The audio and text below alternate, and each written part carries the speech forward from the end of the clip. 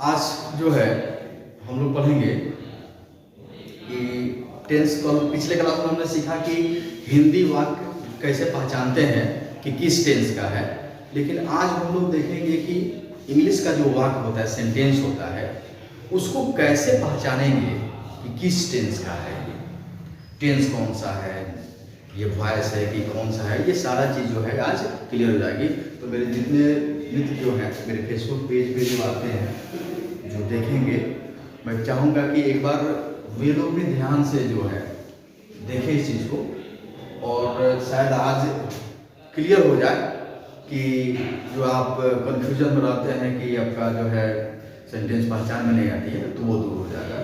तो सबसे पहले मैं ऊपर एक वर्ड यहाँ पे लिखता हूँ, टेंस। टेंस, ठीक है। तो टेंस मीन्स काल में समय, तो ये बीती हुई है, पिछली कहानी है जो मैंने पिछले क्लास में बताया है। तो हमने एक चर्चा की थी टेंस में हम पढ़ते क्या है, टेंस में पढ़ते क्या है। तो हमने उस दिन कहा था कि टेंस में हम लोग पढ़ते हैं इसको, वर्ब। किसको पढ़ते हैं, किसको पढ़ते हैं, टेंस में किसको पढ़ते हैं, वर्ब को पढ़ते हैं, ठीक है। और ये काम भी क्या करता है, क्रिया की अवस्था और समय बताने का काम करता है। और हमने क्रिया की जो अवस्था है उसको हमने कहा था कि 4 होता है। टेंस कितने होते हैं, 3 होते हैं। क्रिया की अवस्था कितनी होती है, 4 होती है। तो वर्ब का काम है समय बताना, क्रिया की अवस्था बताना। तो कहीं ना कहीं वर्ब का फॉर्म जो है वो किसी ना किसी रूप में यूज होता होगा। तो हमने वहां डिफाइन किया था कि वर्ब कितने होते हैं, 2 होते हैं। 2 यहाँ हमने लिखा था हेल्पिंग वर्ब। क्या लिखा था, हेल्पिंग वर्ब। और एक था मेन वर्ब। क्या था, मेन वर्ब, यानी हेल्पिंग वर्ब और मेन वर्ब, ठीक है। तो जो हमारा एक्शन होता है, हमारा जो एक्शन होता है, यानी कि हमारे जो क्रिया होती है, हमने कहा कि बचपन से 55 तक हम मतलब पैदा होने से मरने तक में 4 ही अवस्था में हमारी क्रियाएं होती हैं, इंडेफिनिट में, कंटिन्यूअस में, परफेक्ट में और परफेक्ट कंटिन्यूअस में। तो अब हमारा वर्ब फॉर्म जो है, यानी कि भी यानी मेन वर्ब और हेल्पिंग वर्ब। अब एक ही वर्ब, जैसे यहाँ क्या है, प्ले है। ये क्या है, प्ले। ये प्ले है, तो हमको 4 जगह यूज करना है। हमको क्या करना है, 4 जगह यूज करना है। तो केवल प्ले को ही नहीं सब जगह यूज कर देंगे, इसी को तो नहीं करेंगे तो मतलब कुछ निकलेगा, समय पता चलेगा, नहीं चलेगा। अगर कह रहे हैं कि आई प्ले, आई प्ले, बात समझ में आ रही है कि I play, I will play, नहीं तो कहे ना कैसे इसके मीनिंग में इसके मीनिंग में अंतर आया। आई प्लेड मीनिंग में मतलब आया ना। तो कहे ना कैसे यहाँ आई तो सब में आई है, सब्जेक्ट सब में सेम ही है। और यहाँ एक क्रिकेट वर्ड बोल देते हैं, तो सब जगह क्रिकेट होगा ना। I play cricket, I will play cricket, I play cricket. यहाँ क्रिकेट भी क्या है, क्रिकेट भी सब जगह सेम है, उसमें कोई परिवर्तन हुआ, लेकिन मीनिंग सबका क्या है, मीनिंग सबका अलग है। आई प्ले मीन्स मैं खेलता हूँ, आई विल प्ले मतलब मैं खेलूंगा, ठीक है। आई प्ले मैं खेला था, देखिए मतलब चेंज हो रहा है। तो यहाँ सब्जेक्ट जो है इसका कोई टेंस में काम नहीं होता है, इसमें टेंस का कोई प्रभाव नहीं पड़ता है, यानी कि सब्जेक्ट पे टेंस का प्रभाव नहीं पड़ता है, ऑब्जेक्ट पे टेंस का प्रभाव नहीं पड़ता है, और हमारा प्रभाव किस पे पड़ता है, वर्ब पे। यानी वर्ब का फॉर्म ही जो है टेंस के अनुसार अलग अलग रूप इसको दे दिया गया है, अलग अलग रूप दे दिया। क्यों दिया गया है, इसलिए कि वेरिएशन हो जाए, कि हमारा देख कर पता चल जाए कि कौन सा टेंस है। अगर किसी सेंटेंस में आपको टेंस पहचानना है कि किस टेंस का वाक्य है, तो आप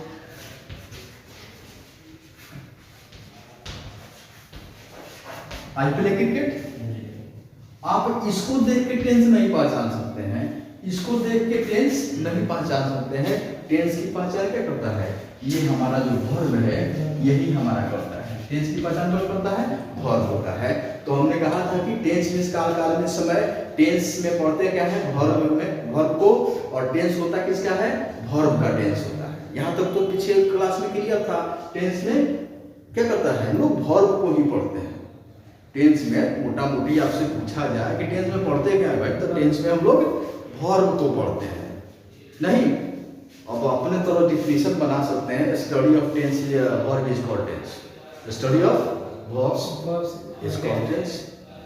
क्रियाओं के अध्ययन को ही टेंस कहा जाता है। तो हम लोग सिर्फ इससे क्या करते हैं? वर्ब पढ़ते हैं। तो हमारा वर्ब कितना है? 2 है। कौन कौन? हेल्पिंग वर्ब और मेन वर्ब।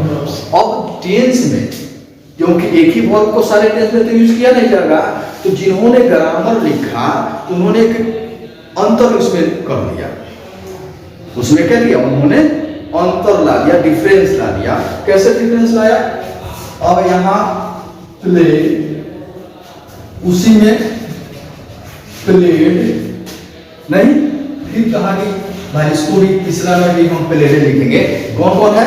और indefinite, continuous, perfect, perfect continuous, यही था ना। तो प्ले, प्लेड, फिर क्या होगा?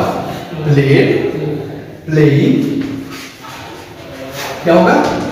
प्लेइंग, और क्या हो जाएगा? प्लेस।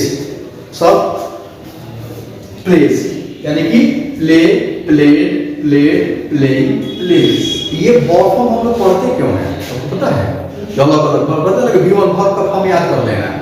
तो यही यकीन मानिए, क्योंकि हमारा जो क्रिया की जो अवस्था है उसके अनुसार इसको क्या किया गया है?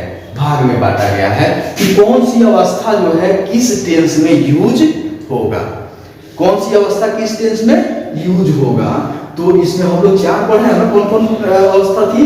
हम शॉर्ट में लिखते हैं indefinite, continuous, perfect, perfect continuous. यही 4 अवस्था है हमारी क्रिया की। तो 4 अवस्थाओं में इसी को यूज किया जाता है। ये जो है ये 4 फॉर्म है वर्ब का, यानी कि 5वां प्लेस भी होता है, लेकिन वो एक ही जगह यूज होता है। यानी कि जहां ये वो दोनों में, इसमें और इसमें अंतर यही है कि ये दोनों भाई है, मैं समझ रहे हैं, लेकिन इसका अपना अपना कंडीशन है। मैं समझ रहे हैं? आगे इसको मैं बताऊंगा क्या कंडीशन है। तो ये और ये नहीं, यानी कि इसको बोलते हैं क्या? V1, V2, V3, V4 और V5, है ना। क्रिया की अवस्था कितनी है? 4। अब वर्ब लेके मत बोलिए 5 ना। क्रिया की 4 ही अवस्था है, यानी हम जो करते हैं 4 में करते हैं, वो 5वां एक्स्ट्रा दे दिया गया है। तो हमने कहा कि ये जो है V1 और V5 ये दोनों भाई है। ये दोनों क्या है?